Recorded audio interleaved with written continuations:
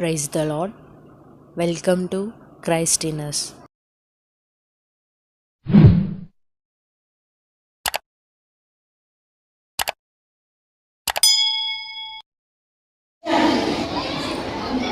దేవుడు కోరినది సహవాసం.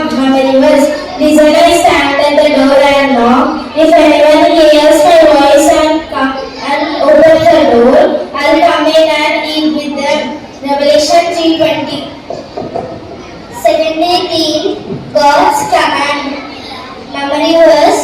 What does the Lord prefer, obedience or offerings and sacrifices? It is better to obey Him than to sacrifice the best sheep to Him.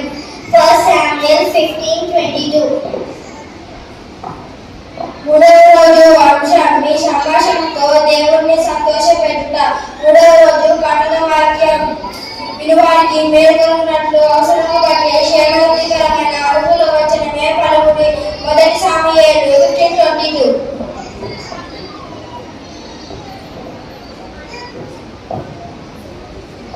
నాలుగవ రోజు అంశము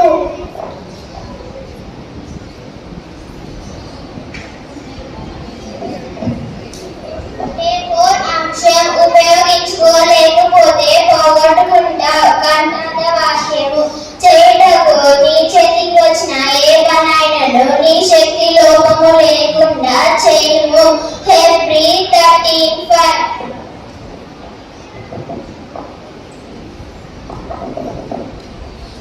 ఐదవ రోజు అంశం నా జీవితంలో మొదట ఎవరు. కన్నడ వాక్యం కాబట్టి మీరు ఆయన రాజ్యము నీతిని మొదట